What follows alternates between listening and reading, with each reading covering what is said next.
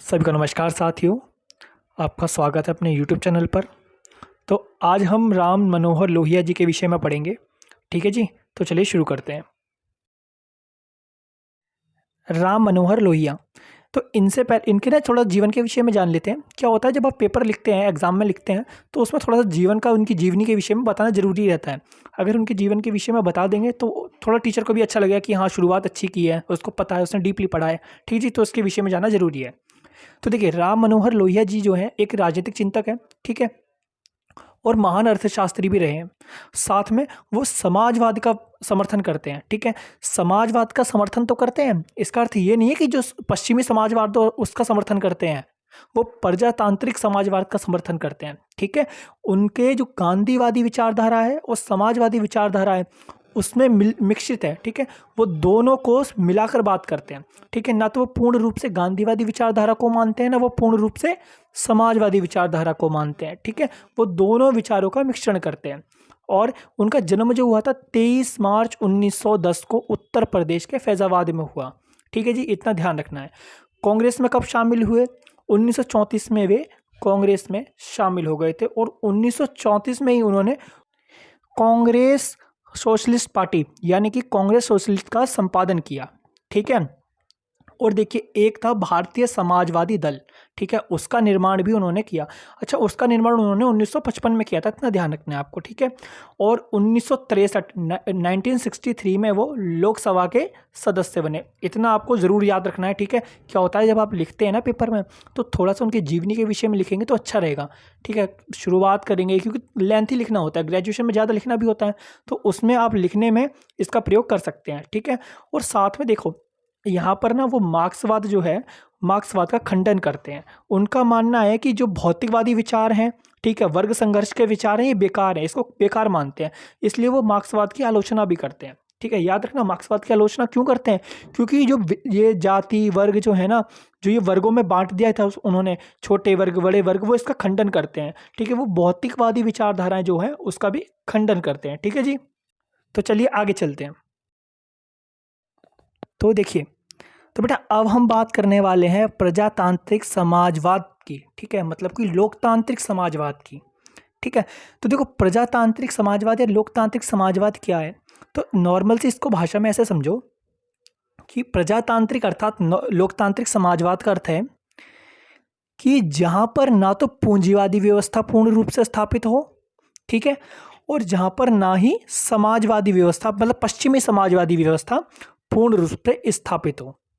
मतलब वो समन्वयवादी यानी कि कह सकते हो मिश्रित होती है ना, जो मिश्रित व्यवस्था के समर्थक हैं यहाँ पर। ठीक है, तो देखो यहाँ पर जो उनका प्रजातांत्रिक समाजवाद है, ठीक है, वो पूर्ण रूप से ना तो प्रजातंत्र है मतलब लोकतंत्र है उस पर विश्वास करते हैं, और ना ही पूर्ण रूप से समाजवाद जो पश्चिमी समाजवाद है उस पर विश्वास करते हैं। ठीक है, वो यहाँ पर प्रजातांत्रिक समाजवाद पर विश्वास करते हैं। ठीक है, वो कहते हैं ऐसा प्रजातांत्रिक समाजवाद जहाँ पर प्रतिनिधि होते हैं। ठीक है, जैसे जो हमारा जो लोकतंत्र है ना, जिसमें हम प्रतिनिधि चुनते हैं, ठीक है, वो उस लोकतंत्र की, उस प्रजातंत्र की व्यवस्था की बात करते हैं। उसमें कहते हैं कि ऐसी व्यवस्था होनी चाहिए जहाँ पर आम जनता जो है वही शासक है और वही शासित है, मतलब वही शासन करेगी और वही शासित करेगी। ठीक है, उनका मानना ऐसा है। वो ना तो पूंजीवाद को पूरी तरीके से सपोर्ट करते हैं और ना ही समाजवाद को मतलब साम्यवाद को। दोनों वो कहते हैं कि दोनों ही चीज़ें जो हैं भारत के लिए ठीक नहीं है। ठीक है, मतलब भारत के लिए और जो एशिया का जो एरिया है ना पूरा, ठीक है, इसके लिए वो ठीक ही नहीं है। वो इस बात पे जोर देते हैं। वो कहते हैं जो एशियाई के संदर्भ में ना इनका मिश्रित रूप होना चाहिए, मतलब पूंजीवादी भी शामिल होना चाहिए और साम्यवादी भी शामिल होना चाहिए। ठीक है, मैं आशा करता हूँ आपको समझ आया होगा। तो देखो, वो इस बात को कहते हुए कि एशियाई जो संदर्भ है, एशिया का जो एरिया है, उसमें ना तो पूर्ण रूप से प्रजातंत्र अर्थात लोकतंत्र ठीक है, ना पूरी तरीके से साम्यवाद अर्थात समाजवाद ठीक है। तो वो कहते हैं कि भाई एक बात बताओ, जो प्रजातंत्र है उसके ऊपर दो क्वेश्चन खड़े कर देते हैं। कहते हैं जो आम व्यक्ति है क्या सच में सत्ता उसी के हाथ में है? ठीक है, वो इस बात पे सवाल उठाते हैं कि लोग कहते हैं ना कि जनता ही शासन है, जनता ही शासित है। अच्छा एक बात बताओ, लोकतंत्र में क्या सच में ऐसा होता है? लोकतंत्र जनता के हाथ में होता है? वो इस बात पे ऐसे सवाल उठा देते हैं। ठीक है, इसी प्रकार से वो दूसरा सवाल उठाते हुए बोलते हैं, क्या सच में व्यक्ति के पास इतनी स्वतंत्रता है या इतनी बुद्धि है कि वो सोच समझ के अपना मतदान देगा? ठीक है, वो इस बात को कहते हैं। तो लोकतंत्र के अंदर इतनी चाल चली जाती हैं, इतना षड्यंत्र खेला जाता है कि एक व्यक्ति सोच समझकर अपनी बुद्धि का प्रयोग ही नहीं कर पाता। उसको लालच में भटका देते हैं, कुछ और करवा देते हैं, या कुछ ना कुछ चलता ही रहता है। तो इस वजह से वो जो परंपरागत प्रजातंत्र है उसको ठीक नहीं बताते। ठीक है जी, देखो ऐसा क्यों? वो देखो ऐसे बोलते हैं कि आप खुद देखो, आप खुद अनुभव करोगे। अभी जो मैं बताने जा रहा हूँ ना, इसको ज़रा गौर से सुनना। वो सब ऐसी बात कहते हैं कि भाई जो आज का हम प्रजातंत्र देखते हैं ना, आज का जो लोकतंत्र देखते हैं, आधुनिक लोकतंत्र देखते हैं, वो पूर्ण रूप से पूंजीवादी व्यवस्था पर आधारित है।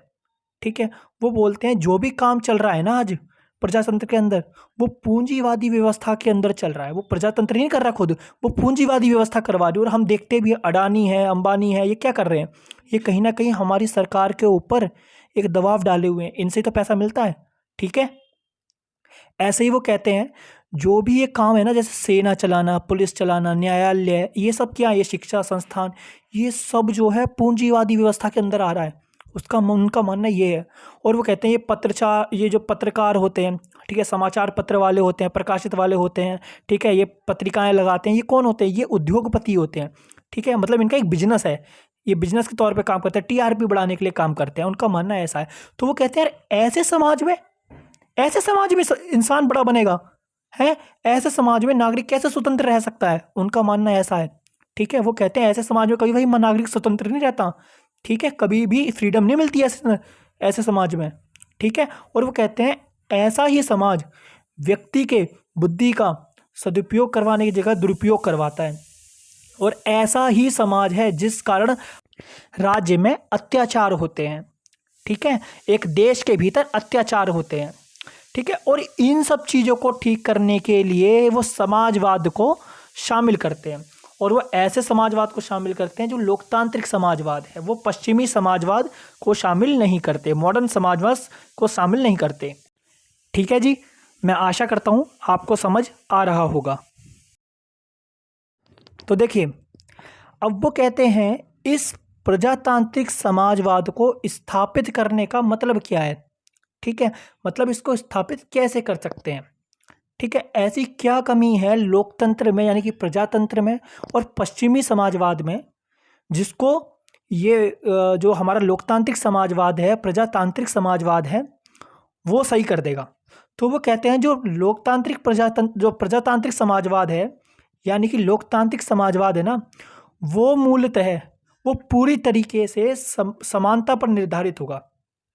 ठीक है, समानता पर होगा, मतलब उसके अंदर समानता का अर्थ होगा कि जहाँ पर लोगों को शक्ति प्राप्त हो, स्वतंत्रता प्राप्त हो, समानता प्राप्त हो। अब समानता कैसी प्राप्त हो? ठीक है, जैसे क्या है, वो यहाँ पर ना रंग भेद, जातिवाद और जो महिलाएं पुरुष के बीच में असमानता है ना, इसका पूर्ण रूप से विरोध करते हैं। वो कहते हैं इसी कारण हमारा देश जो है, हमारा राज्य जो है, वो तरक्की नहीं कर पाता, क्योंकि हमारे यहाँ इतनी अव्यवस्था होती है, इतना भेदभाव किया जाता है। कभी रंग में भेदभाव किया जाता है, कभी जन्म और जाति में भेदभाव किया जाता है, कभी महिला और पुरुष में भेदभाव किया जाता है। तो वो कहते हैं कि भाई इस भेदभाव को ख़त्म करना, सबसे पहले तो इस भेदभाव को ख़त्म करना होगा। ठीक है, और इसीलिए वो इसका समर्थन करते हैं, मतलब प्रजातांत्रिक जो समाजवाद है ना, वो इसका समर्थन करते हैं। उनका मानना है जो प्रजातांत्रिक समाजवाद है वो समानता का सिद्धांत है। ठीक है, वो समानता का सिद्धांत मानते हैं इसको। और कैसी समानता? पुरुषों और महिलाएं जो हैं उनको समानता मिले। किस विषय में? उनको समान अवसर दिया जाए। ठीक है, महिलाओं को भी अधिकार हो घूमने का, फिरने का, पुरुषों की तरह अपने कार्य करने का। ठीक है, वो रंग भेद को खराब मानते हैं, कहते हैं रंग भेद के कारण कितनी अस्थिरता है। ठीक है, लोग रंग भेद के कारण कोई एक जाति को नीचा दिखाते हैं, दूसरी जाति को बड़ा दिखाते हैं, तो ये सब चीज़ें गलत हैं। ठीक है, देखो अब इसी चीज़ को ख़त्म करने के लिए वो प्रजातांत्रिक समाजवाद का समर्थन करते हैं और कहते हैं जिस दिन ये असमानता खत्म हो जाएगी और समानता आ जाएगी, उसी दिन समाज स्थिर हो जाएगा। ठीक है, किस प्रकार की असमानता को खत्म करते हैं, मैं आशा करता हूँ आपको समझ आ गया होगा। ठीक है, अब देखो इस समानता इस असमानता को खत्म करने के लिए वो कहते हैं जितने भी संसाधन हैं, है ना, उन संसाधनों को सब में ऐसे आवंटित करें कि कोई गरीब ना रहे। ठीक है, सभी को संसाधन मिलने चाहिए। कैसे संसाधन? जो भौतिक संसाधन है, ठीक है, भौतिक संसाधनों का वितरण होना चाहिए, समान वितरण होना चाहिए। ठीक है, और कहते हैं जो बंधुत्वता का मतलब भाईचारा होता है ना, उसका गुण जो है, ठीक है, उसका समान रूप से पक्ष लेना चाहिए। ठीक है, और वो ये विचार कहाँ से लाते हैं, वो ये विचार, वो इस विचार को, एक पुस्तक है मार्क्सवाद, गांधीवाद, समाजवाद। ठीक है, मतलब मार्क्स और गांधीवाद का समाजवाद। ठीक है जी, और जो ये पुस्तक है ना मार्क्स गांधीवाद, ठीक है, मतलब मार्क्स, गांधी और समाजवाद, इस पुस्तक को लिखने वाले भी वही हैं। ठीक है, लोहिया जी ने ही इस पुस्तक को लिखा था। ठीक है जी, मैं आशा करता हूँ आपको समझ आया होगा। तो नॉर्मल सी बात इसमें यह है, यहाँ पर लोहिया जी जो है समानता के सिद्धांत को मानते हैं और वो कहते हैं जो प्रजातांत्रिक समाजवाद है वो समानता का ही सिद्धांत है। यहाँ पर वो कुल रूप से समानता पर अपने विचार देते हैं और समानता का समर्थन करते हैं। वो कहते हैं जितनी चीज़ें हैं ना, भौतिक संसाधनों का अर्थ है जो चीज़ें हैं, ठीक है, खाने पीने रहने सोने की जो भी चीज़ें हैं ना, ये मूलभूत आवश्यकताओं वाली जो चीज़ें हैं, ठीक है, उनको सब में समान वितरण करना। ठीक है, ये है इसका अर्थ। ठीक है जी, और ये जो शब्द है ना समान वितरण करने वाले अर्थ, ये समानता के अर्थ, वो एक पुस्तक है मार्क्स, गांधी और समाजवाद, उसके अंदर देते हैं। ठीक है, इससे वो कहते हैं समाज के अंदर भेदभाव खत्म होगा और तरक्की होगी। ठीक है, और वो कहते हैं कि इसी से भौतिक और आध्यात्मिक समानता को बढ़ावा मिलेगा, जिसे वो भौतिक और आध्यात्मिक समानता किसे बोलते हैं, आपको समझ आ रहा है? भौतिक मतलब चीज़ों की समानता, आध्यात्मिक मतलब जैसे जातिवाद है, भेदभाव है, रंग भेद है, इसको खत्म करने वाली समानता। ठीक है जी, मैं आशा करता हूँ आपको वीडियो पसंद आई होगी और समझ भी आई होगी। ठीक है जी, तो चलिए मिलते हैं अगली वीडियो में। धन्यवाद।